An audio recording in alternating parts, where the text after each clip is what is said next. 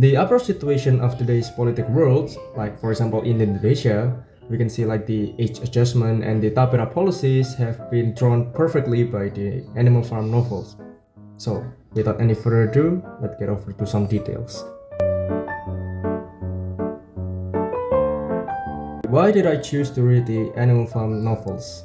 So I think the Animal Farm novels is completely drawn of the political issues in today's world, and it is actually a critic to the capitalism in some region or some countries. And also the capitalism is very unique perspective. Like we say that this is one of my favorite things, which is not also the political things, also the economical things. Like we see that I love to read the Robert Kiyosaki book like the Cash Flow Quadrant and Financial IQ. I also read the Rich Dad Poor Dad, which is actually the connection. We can connect these two books between the Robert Kiyosaki books and also the Animal Farm, which is one of this is very strongly agree with the capitalism, saying that it's good, and this one is actually saying that capitalism is good to some degree and is actually bad in more of the aspect. This is related to the Marxism theory by Karl Marx, and we can see that there are some analyzation like the animals are not being rewarded. They are working as hard as they can, and Mr. Jones just doing what they like to do, like sleeping, and they're oppressing the animal and using whips to force the animal to work, which is actually related to the Napoleon leadership style. And actually they share the similar leadership. Like Napoleon only cares about himself and he doesn't care about the other animals. Like they alter the whole rules, the whole commandments, and make it the benefit of his own. And we can see this is also the superstructure like being discussed, portrayed in the Napoleon, where he used the propaganda to accuse Snowballs of being destroying the windmill that are being made by the animals.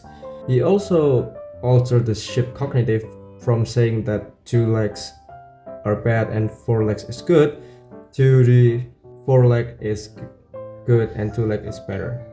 This one is the propaganda that are being used by the Napoleon and also actually portrayed in the political world.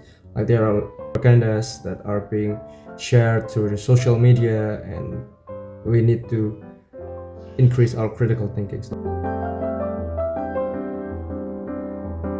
And their abusive power from the leader, like the Napoleon is using his power to abuse people. Like we can see he alter people's vote, which is also not good, and this is happening in the Suharto era, and they legally got the 100%, but in social terms this is not good. But this is what the communism and Marxism theory is looking like. So if we compare it to the original capitalism, people works and they deserve what they get. So if you don't work hard, you don't work smart, you don't have connection, and you will not get the reward that you deserve.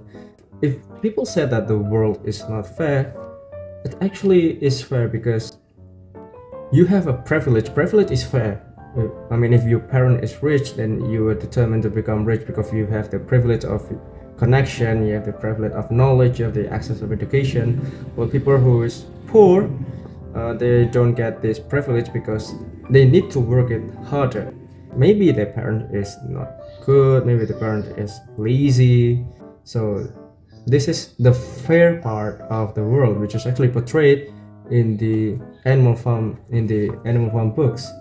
The sheep who made the 4 leg is bad, 2 leg is good, and then alter the whole situation. And also boxer, they are the type of character, the type of person who will make the rich richer and make the poor poor, because they don't have the knowledge. The access of the education is not there, and they don't stand up for their self. Like we see in the North Korea, if you don't stand with the authorities, you don't stand with the Kim Jong-un, you will die.